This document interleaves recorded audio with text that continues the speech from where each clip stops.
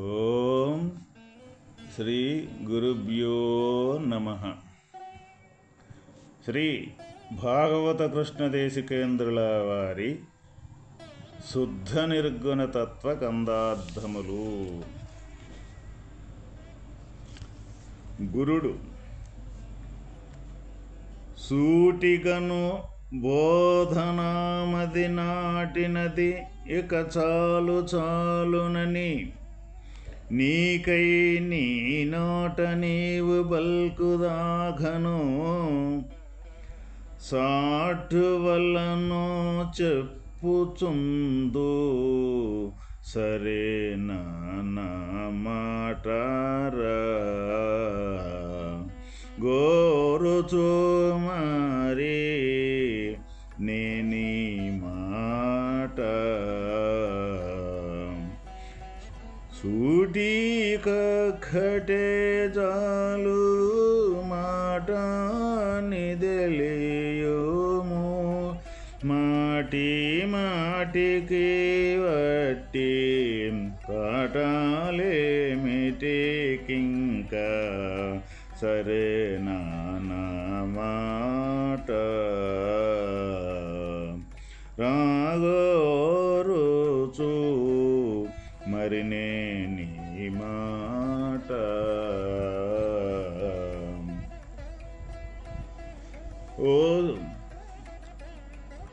ఓ శిష్య, గురుబోధనగా పరిపూర్ణమనగా నెట్టిదో ఎరుకనగా నెట్టిదో తెలుసుకొని ఆ మీదట ఎరుకను విడిచే పద్ధతి తెలియపరుచున్నదే గురుబోధ. గురుచూచిన సాంజ్ఞ ద్వారా పరిపూర్ణ పరబ్రహ్మము అంతటా ఉన్నదని, ఎరుక పుట్టనే లేదని తెలిసిన తదుపరి మీకు అనేక ఉపమానములతో మీ బుద్ధికి చక్కగా తెలిసి దృఢమవునట్లుగా చెప్పెదను. మీకీ బోధ చక్కగా ప్రత్యక్ష ప్రమాణముగా ఉన్నదన్నట్లుగా తెలిసినది. మీరిక బోధింపవలసిన పని లేదని నీ అంత నీవు చెప్పు వరకు నీకు నేను బోధించెదను. నీవు 100 విధములుగా మాట్లాడినప్పటికీ ఆ మాటలన్నింటికీ నేను చేసిన సూచన సమాధానమై అనుమానములన్నయూ రహితమగును. ఈ పరిపూర్ణ బోధ విడిచిపెట్టి శుష్క ప్రియములతోనూ పాటలతోనూ ప్రొద్దుబుచ్చినందువలన ప్రయోజనముండదు.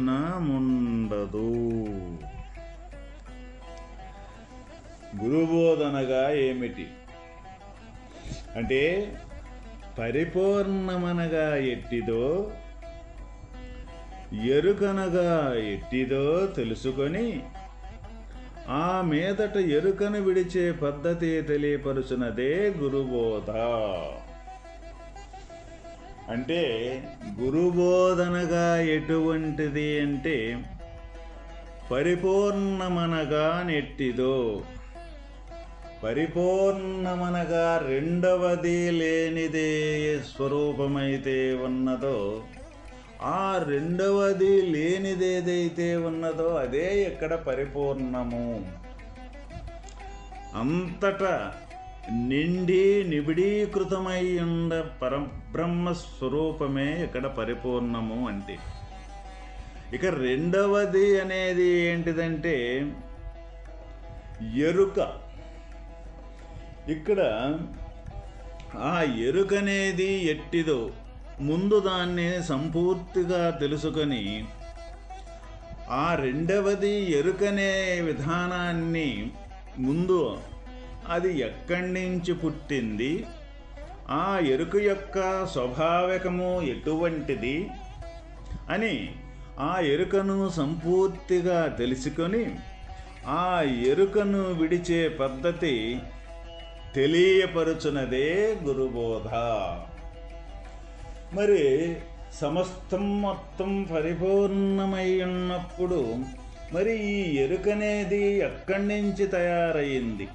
అసలు ఈ ఎరుకకు మూలము ఏమిటి అని ముందు ఉన్నదాన్ని, సహజంగా అంతటా ఉన్నదాన్ని తెలుసుకోవాలి అని అంటే తెలుసుకునే వస్తువు అసలు ఇంకొకటి ఉంటే కదా ఇక్కడ తెలుసుకోవాలి. మొత్తం కూడా పరిపూర్ణ స్వరూపమే అని మనకి ఇక్కడ తెలియజేయటం జరిగేటప్పుడు మరి ఇంకా తెలుసుకునేది ఎవరు అని, మరి తెలుసుకునేది ఎవరు అనుకున్నప్పుడు మనం ఏ విధంగా ఒకటగా పరిపూర్ణంగా సర్వాన్ని మొత్తం కూడా పరిపూర్ణంగా ఉండట్టుగా మనం కాంచగలగలేకపోతున్నాము. లేకపోతే ఏ విధంగా అటువంటి స్థితి తప్ప రెండవది లేనిది లేనట్టుగా ఏ తీరుగా తెలుసుకోలేకపోతున్నాము. ఈ రెండింటి యొక్క విచారణ ఏదైతే ఉన్నదో దాన్ని సంపూర్తిగా తెలుసుకునే యొక్క విధానమే ఇక్కడ గురుబోధ.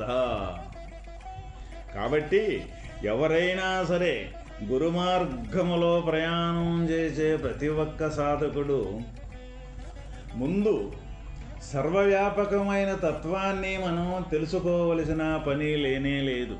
అది సహజ సిద్ధంగా ఉన్నది. సహజ సిద్ధంగా ఉన్న యొక్క స్వరూపాన్ని ఈ తెలుసుకునే తెలివి ఏ విధంగా తెలుసుకుంటుంది? తెలుసుకునేదానికి ఆస్కారమే లేదు. తెలుసుకున్నది అంటే తెలియబడే వస్తువు ఎప్పుడు కూడా అది వాస్తవం కానే కాదు. ఎందుకు వాస్తవం కాదంటే ఈ తెలివికి తెలియబడే ఏ వస్తువైనా సరే అది జడ పదార్థమైపోతూ ఉంటుంది, కానీ వాస్తవకంగా దానికి ఉనికంటూ ఉండనే ఉండదు. ఎందుకు? ఈ తెలుసుకునే తెలివికి తెలియబడ్డ వస్తువు కాబట్టి. అది తెలిసిన మరుక్షణం ఏమైపోతుంటుందంటే అది మళ్ళీ మాయమైపోతూ ఉంటుంది. అక్కడ మిగిలేది ఏముంటుంది? మళ్ళీ తెలివే అక్కడ మిగిలి ఉంటుంది అన్నమాట. ఈ తెలుసుకునే తెలివి, ఆ తెలియబడ్డ వస్తువు ఏదైతే ఉన్నదో అది ఎప్పుడూ కూడా శాశ్వతమైనది కానే కాదు.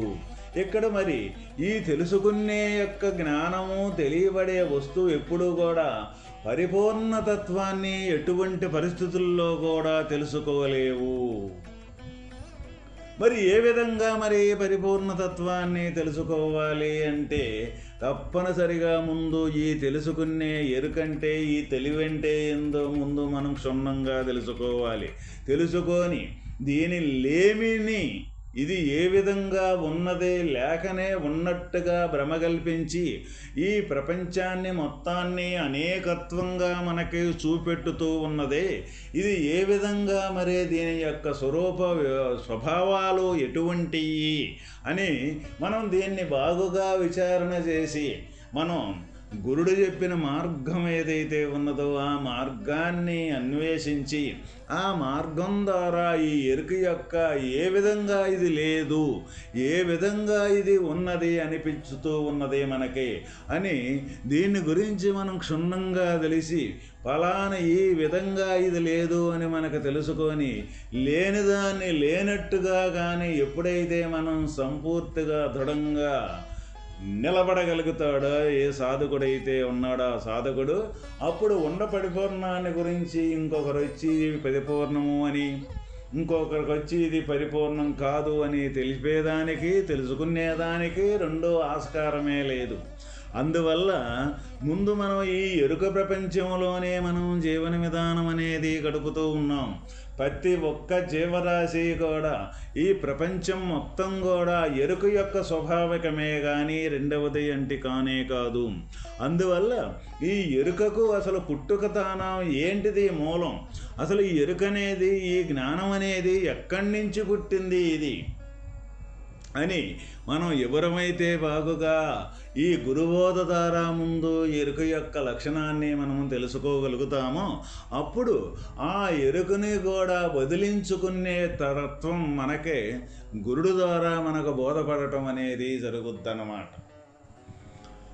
ఆ విధంగా ముందు ఈ ఎరుకని సంపూర్తిగా ముందు తెలుసుకొని ఎరుకే నిజము అనుకొని ఈ ప్రపంచములో ప్రతి ఒక్క మానవుడు, ప్రతి ఒక్క జీవరాశి ఈ ఎరుక యొక్క గుర్తెరగటమే శాశ్వతము అని మనం ఎక్కడ బతుకుతూ ఉన్నాం, మనం జీవన విధానం చేస్తూ ఉన్నాం. కాబట్టి ఈ ఎరుకతో గుర్తెరగబడే ప్రతి ఒక్కటి కూడా ఏ విధంగా మనం చూసి ఇది లేదు ఉండదు అని నిర్ధారణ చేసుకోవాలి అని అంటే, మనం ఏ వస్తువునైనా ఒక కంటి ఇంద్రియాదులతోటి, ఈ కంటితోటి ఒక వస్తువుని మనం చూసినప్పుడు ఆ వస్తువు యొక్క వర్ణన మనకు జరుగుతూ ఉంటుందన్నమాట. అది జరుగుతూ ఉంటే దాన్ని అది బాగుందని కానీ బాగులేదని కానీ అది ఫలాని వస్తువని కానీ మనకు అక్కడ దాని గురించి వివరణ మనం తెలుసుకోగలుగుతాం. తర్వాత రెండవ వస్తువుకి మనం ఇంకొక వైపు కానీ మన దృష్టి మళ్లించినప్పుడు అప్పుడు ఈ వస్తువు యొక్క విధానం మనం వర్ణించింది కానీ అక్కడ ఉన్న వస్తువు కానీ అది మనకి ఉనికిలో ఉండదు, అది లేకుండా వెళ్ళిపోతూ ఉంటుందన్నమాట. మళ్ళీ రెండవ వస్తువు మీదకు పోయి దాని గురించి వివరణ, దాని గురించి సంబంధించిన చర్చనీయాంశం ఏదైతే ఉందో మాట్లాడుతూ చర్చించుకుంటూ ఆలోచన చేస్తూ ఉంటాం.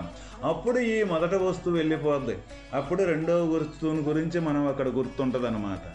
ఈ మొదటి వస్తువు ఏ విధంగా అయితే మొట్టమొదట ఉన్నప్పుడు మనకు గుర్తుండి దాని గురించి వివరణ మనం చేస్తామో అప్పుడు దానికి సంబంధించిందే మనకి గుర్తుండటం కానీ తెలుసుకోవటం కానీ జరుగుద్ది.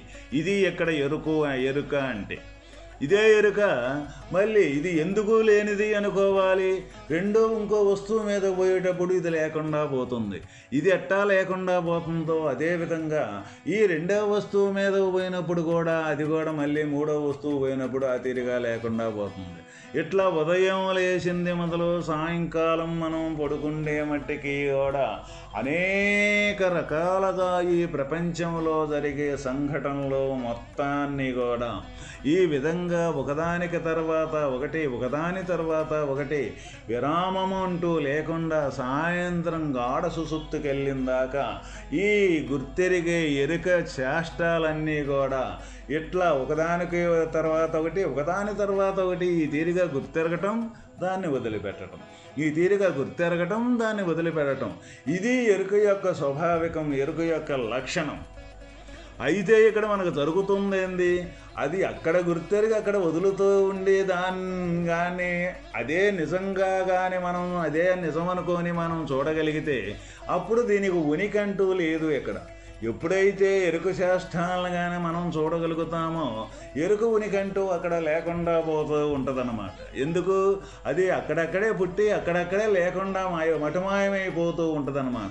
ఇప్పుడు దాన్ని మనం ఏం చేస్తూ ఉంటాము, అదే నిజము అనుకొని అదే శాశ్వతము అనుకొని మనం దానికి సంబంధించిన కార్యకలాపాలు ఏవైతే ఉన్నాయో ఆ కార్యకలాపాలతోటిదే మనం సతమతమైపోయి గాఢ సుషుప్తిలో కూడా అదే వాసనలో దానికి సంబంధించిన గుర్తులు ఏవైతే ఉన్నాయో వాటినే మన చిత్తములో నింపుకొని గాఢ సుషుప్తిలో మళ్ళీ కొద్దిగా విశ్రాంతి తీసుకొని మళ్ళీ ఆ గుర్తులతోటే మళ్ళీ లేచి దానితోటే మనం ప్రయాణం చేస్తూ ఉన్నాం. ఇదే అశాశ్వతమైన జీవితము అంటే. కాబట్టి ఇదే ఎరుకతో కూడుకున్న జీవితము అంటే. ఈ ఎరుకతో కూడుకున్న జీవితం అనేది ఈ విధంగా ఎవరైతే పెద్దల ద్వారా ఇది లేదు, ఇది నిజం కాదు అని మనకు చెప్పినప్పుడు దాన్ని మన జీవిత అనుభవములో ప్రతి ఒక్క నిమిషము ప్రతి ఒక్క సెకండు కూడా దానికి సంబంధించిన ఎరుక చేష్టలు మొత్తాన్ని గుర్తెరిగి ఎక్కడికెక్కడే పుట్టి ఎక్కడికెక్కడే గుర్తెరిగి ఎక్కడికెక్కడే లేనిపోతూ ఉన్నాయి అనే విషయాన్ని మనం ఎప్పుడైతే తెలుసుకొని అది అనుభవపూర్వకంగా దీని యొక్క చేష్టలు మనం ఎంత నిజమనుకున్నా కానీ ఇది అబద్ధమైపోతూ ఉన్నది అని ఎవరైతే తెలుసుకోగలుగుతూ ఉన్నారో వాళ్ళు అటువంటి ఆ ఎరుకను వదిలేదానికి సిద్ధపడటం అంటూ జరుగుద్దన్నమాట. కాబట్టి అది ఎప్పుడైతే ఆ గురువుడు యొక్క కృపచేత అది లేదు అనే నిశ్చయమైన మరుక్షణమే వాస్తవమైన పరిపూర్ణతత్వం అక్కడే ఉన్నది. కాబట్టి ఇటువంటి సాధన ఏదైతే ఉన్నదో అటువంటి సాధన ద్వారానే వాస్తవమైన అచల పరిపూర్ణ బ్రహ్మాన్ని పొందటం అనేది సాధ్యమవుద్దని మనకి ఇక్కడ శ్రీ భాగవత కృష్ణదేశికేంద్రుల వారి ఈ శుద్ధ నిర్గుణ తత్వముల ద్వారా మనకు తెలియపరచటం జరుగుతూ ఉన్నది. ఓం తత్సత్.